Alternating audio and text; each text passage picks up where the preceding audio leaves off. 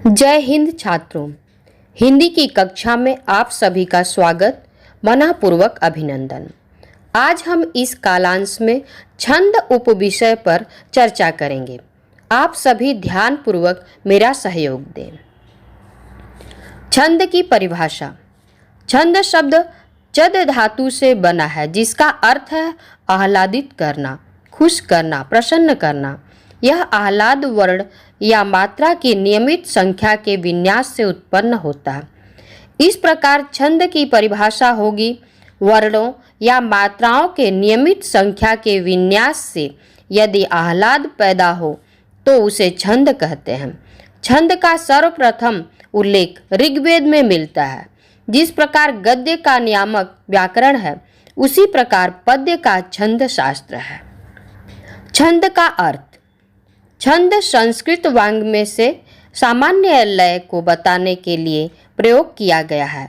विशिष्ट अर्थों में छंद कविता या गीत में वर्णों की संख्या और स्थान से संबंधित नियमों को कहते हैं, जिनसे काव्य में लय और रजकता आती है। छंद छोटी बड़ी ध्वनियाँ, लघु गुरु उच्चारणों के क्रमों में मात्रा बताती है, और जब किसी काव्य रचना में ये एक व्यवस्था के साथ सामंजस्य प्राप्त करती हैं, तब उसे एक शास्त्रीय नियम दे दिया जाता है, और लघु गुरु मात्राओं के अनुसार वर्णों की यह व्यवस्था एक विशिष्ट नाम वाला छंद कहलाने लगती है, जैसे चौपाई, दोहा, आर्या, इंद्रवज्जा, गायत्री छंद इत्यादि। इस प्रकार की व्यवस्था में मात्रा अथवा वर्णों की संख्या, विराम, गति, लय तथा तुक आदि के नियमों को भी निर्धारित किया गया है। हिंदी साहित्य में भी परंपरागत रचनाएं छंद के इन नियमों का पालन करते हुए रची जाती हैं, यानी किसी न किसी छंद में होती थी। विश्व की अन्य भाषाओं में भी परंपरागत रूप से कविता के लिए छंद के नियम होते हैं।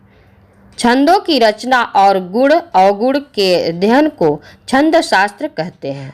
चूंकि आचार्य पिंगल द्वारा रचित छंद शास्त्र सबसे प्राचीन उपलब्ध ग्रंथ है, इस शास्त्र को पिंगल शास्त्र भी कहा गया है। छंद के अंग प्रमुख हैं चरण या पद, वर्ण और मात्रा, संख्या और क्रम, गण, गति, यति अथवा विराम, तुक। छंद में चरण या पद। छंद के प्रायः 4 भाग होते हैं। इनमें से प्रत्येक को चरण कहते हैं। दूसरे शब्दों में छंद के चतुर्थांश भाग को चरण कहते हैं। कुछ छंदों में चरण तो 4 होते हैं, लेकिन वे लिखे 2 ही पंक्तियों में जाते हैं, जैसे दोहा, सोरठा आदि। ऐसे छंद की प्रत्येक पंक्ति को दल कहते हैं। हिंदी में कुछ छंद 6 पंक्तियों में लिखे जाते हैं। ऐसे छंद 2 छंद के योग से बनते हैं, जैसे कुंडलियाँ, दोहा धन रोला, छप्पर, रोला धन उलाला आदि। चरण के 2 प्रकार होते हैं, समचरण, विषम चरण। समचरण दूसरे और चौथे चरण को समचरण कहते हैं। विषम चरण पहले और तीसरे चरण को विषम चरण कहा जाता है। छंद में वर्ण और मात्रा। वर्ण एक स्वर वाली ध्वनि को वर्ण कहते हैं, चाहे वह स्वर ह्रस्व हो या दीर्घ। जिस ध्वनि में स्वर नहीं हो, जैसे हलंत शब्द राजन का न संयुक्ताक्षर का पहला अक्षर, कृष्ण का श, उसे वर्ण नहीं माना जाता। वर्ण को ही अक्षर कहते हैं।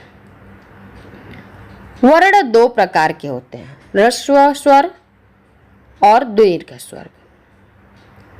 मात्रा किसी वर्ण या ध्वनि के उच्चारण काल को मात्रा कहते हैं। ह्रस्व वर्ण के उच्चारण में जो समय लगता है उसे एक मात्रा, तथा दीर्घ वर्ण के उच्चारण में जो समय लगता है उसे 2 मात्रा माना जाता है। इस प्रकार मात्रा 2 प्रकार के होते हैं, ह्रस्व अ, इ, उ, ऋ, दीर्घ आ ई उ ए ऐ ओ औ। छंद में वर्ण और मात्रा की गणना।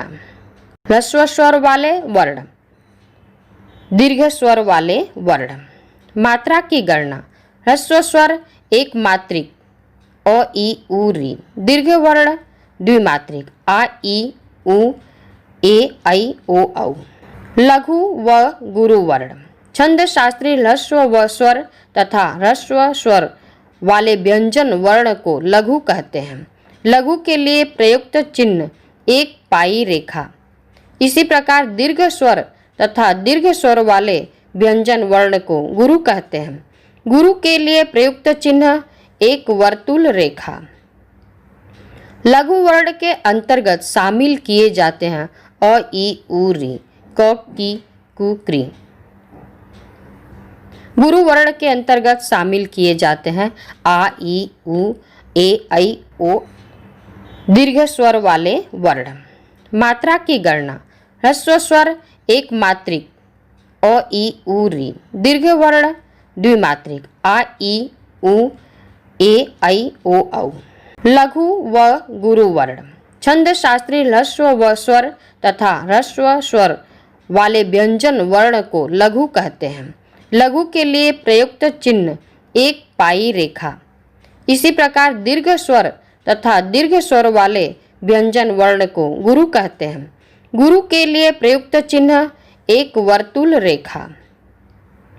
लघु वर्ण के अंतर्गत शामिल किए जाते हैं अ ई उ री, क की कु क्री। गुरु वर्ण के अंतर्गत शामिल किए जाते हैं आ ई उ ए ऐ ओ औ। वर्णों और मात्राओं की गणना को संख्या कहते हैं। लघु गुरु के स्थान पर निर्धारण को क्रम कहते हैं। वर्णिक छंदों के सभी चरणों में संख्या और क्रम लघु गुरु दोनों समान होते हैं, जबकि मात्रिक छंदों के सभी चरणों में संख्या मात्राओं की तो समान होती है, लेकिन क्रम लघु गुरु का समान नहीं होते हैं।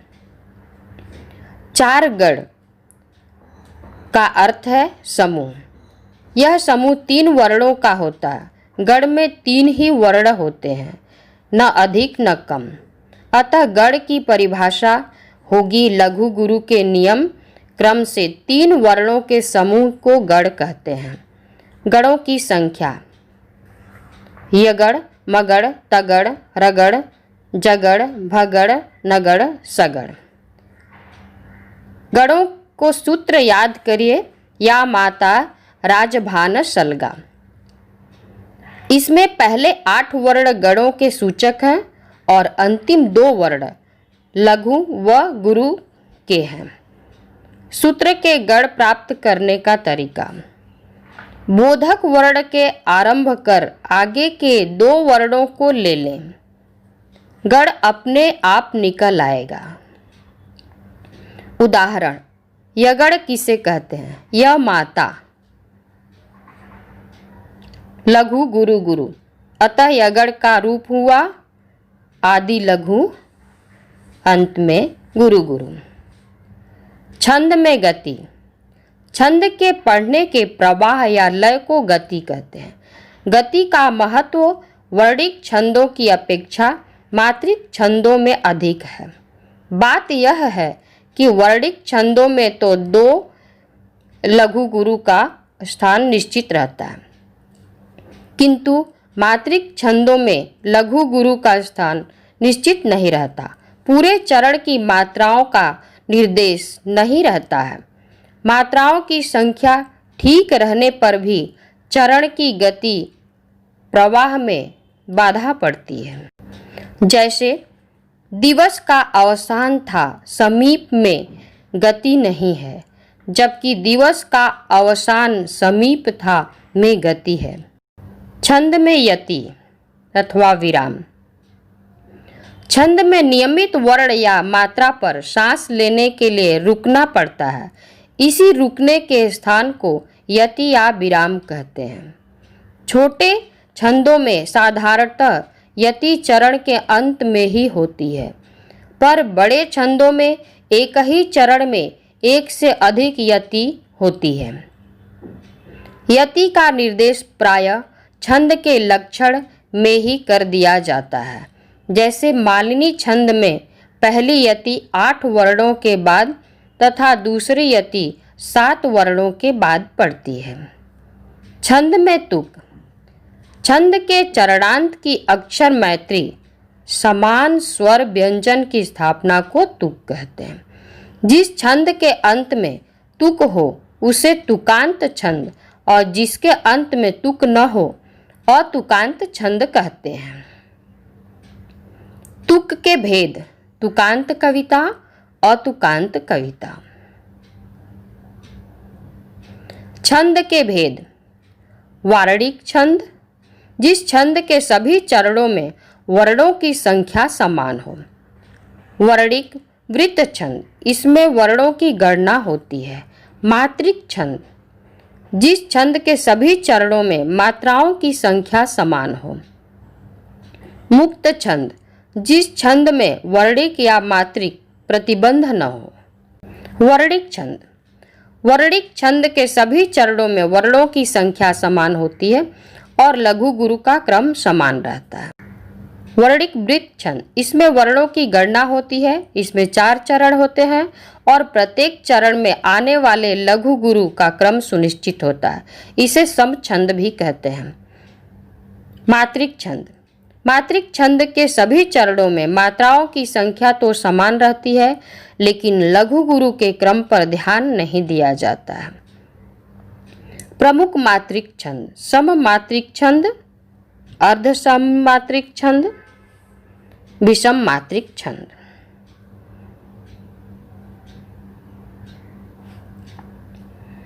मात्रिक छंद के भेद: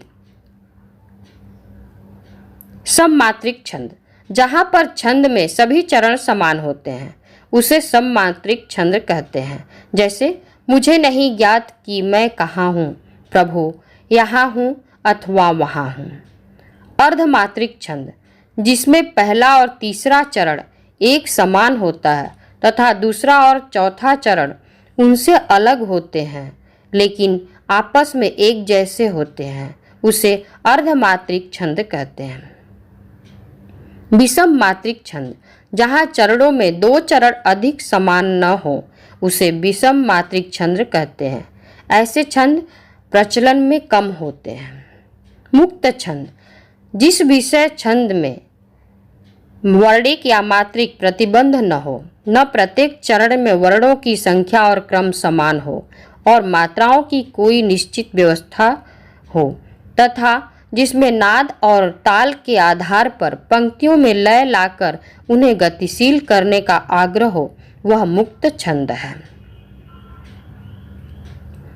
प्रमुख मात्रिक छंद: दोहा, सोरठा, रोला, गीतिका, हरिगीतिका, उल्लाला, चौपाई, वैरवे, छप्पय, कुंडलियाँ, दिग्पाल, आल्हा, सारछंद, तांटक, रूपमाला, त्रिभंगी। दोहा छंद, यह अर्ध सममात्रिक छंद है। ये सोरठा छंद के विपरीत होता है।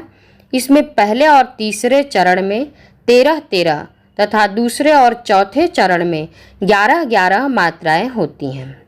इसके चरण के अंत में लघु होना जरूरी होता है। जैसे दोहा के उदाहरण: कारज धीरे होत है, काहे होत अधीर, समय पाय तरुवर फरे, केतक सींचो नीर। दोहा के और भी उदाहरण हैं। सोरठा छंद, यह अर्ध सममात्रिक छंद होता है। ये दोहा छंद के विपरीत होता है। इसमें पहले और तीसरे चरण में 11-11 तथा दूसरे और चौथे चरण में 13-13 मात्राएं होती हैं। यह दोहा का उल्टा होता है। विषम चरणों के अंत में एक गुरु और एक लघु मात्रा का होना जरूरी होता है। तुक प्रथम और तृतीय चरणों में होता है।